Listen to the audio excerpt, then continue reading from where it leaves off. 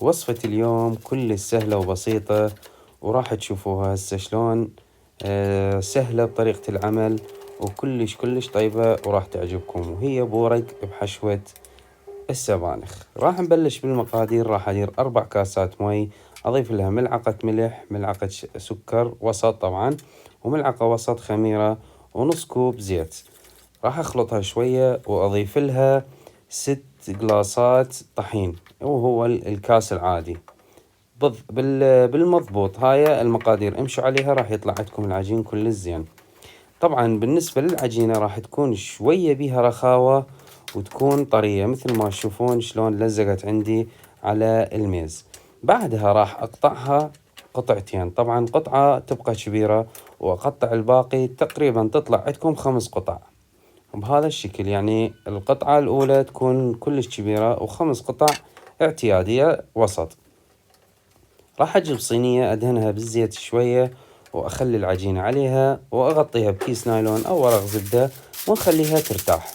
نحضر الحشوة. طبعا هنا أنا جبت عندي سبانخ، قطعت السبانخ، وبعدها راح أجيب راس بصل وهمين أقطعه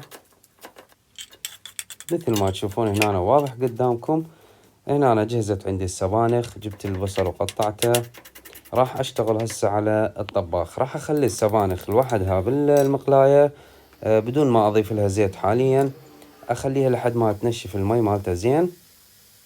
أول ما تنشف المي مالته أخلي طبعا بالبداية راح أخليها شوية رشة ملح حتى تذوب السبانخ على السريع. راح أخلي لها هنا زبدة، بس تبلش تذوب الزبدة أخلي البصل عليها بس تستوي. تمام، صارت عندي جاهزة. راح أخلي لها شوية سماق، أحركها تحريكة خفيفة وخلص، وأشيلها من الطباخ. بعدها راح أخلي لها البهارات. هاي البهارات اختيارية، فلفل أسود، فلفل أحمر، وباقي التتبيلة اختيارية. راح نبلش بالعجينة. طبعا العجينة هنا مثل ما تشوفون راح أخليها على الميز، راح أفتحها شوية. انتبهوا على الغلطة اللي صارت عندي، خليت هنا زبدة، كان المفروض أخلي الزيت. راح تشوفون ليش المفروض أخلي الزيت، وخاصة إذا كان عندي الجو بارد. هنا أنا مثل ما تشوفون طبعا الفتحة مالتها كلش سهلة بالإيد بهذا الشكل.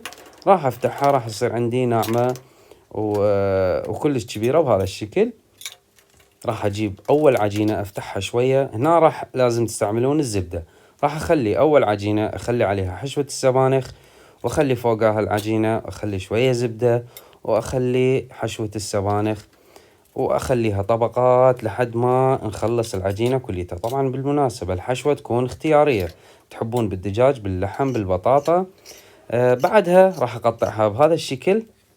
هنا تشوفون شلون كان عندي الجو بارد، فالزبدة جمدت على العجينة. لو كان زيت حاط لها ما كان لزقت عندي. خاصة يعني هسه هاي الفترة الجو الشتاء يكون بارد، بسرعة تجمد عندي الزبدة. فأنتوا استعملوا بهاي المرحلة زيت فقط، يعني أثناء الفتح. بعدها راح تشوفون بهذا الشكل راح يصير عندكم كلش سهلة. طبعا تشيلون هاي اللي قطعناها ونخليها طبقات، ونخلي بين وحدة ووحدة زبدة أو سمنة إذا تحبون. طبعا الزيت ما راح، إذا خليتوا الزيت ما راح يصير العجينة مورقة. بهذا الشكل راح نخليها، راح يصير عندنا طبقات بهذا الشكل. طبعا راح أجيب الصينية اللي راح نخبز بيها، وراح أخليها بالصينية. أخليها طبعا شوية ترتاح 5 دقائق.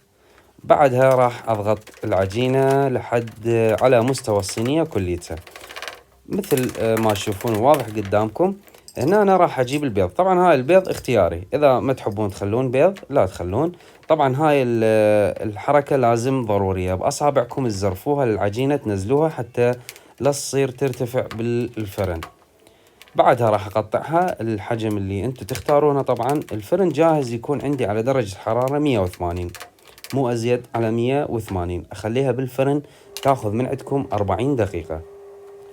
انتوا هم تشيكوها حتى يستوي بطنها ويستوي الأسفل مالتها. بعدها راح تكون جاهزة عندي، استوت. قطعها أرجع بالسكينة بهذا الشكل، وراح تكون جاهزة للتقديم. طبعا بالمناسبة قلت لكم الحشوة تكون اختيارية. وبالنسبة للعجينة اللي بالداخل على مسؤوليتي يستوي، وراح أفتح لكم إياها العجينة هسه، وراح تشوفوها شلون مورقة وشلون حتى العجين اللي بالداخل راح يكون مستوي. طبعا وارجع اقول لكم واكد عليكم اهم شي تستعملون الزيت اثناء فتحه للعجينة، لان راح تتعذبون. انا بالنسبة لي عالجتها، بس انتو راح تصير صعبة عليكم. كان ممكن اقدر اقطعها بالمونتاج وامشيها عليكم، بس لا، لازم اطلع لكم كل شي قدامكم. طبعا هنا مثل ما تشوفون العجينة شلون صارت عندي طبقات، ومثل ما قلت لكم العجينة اللي بالداخل مستوية وعلى مسؤوليتي. أتمنى يا رب تنال إعجابكم. لا تنسون بصالح دعاكم واللايكات والمشاركات، والسلام عليكم.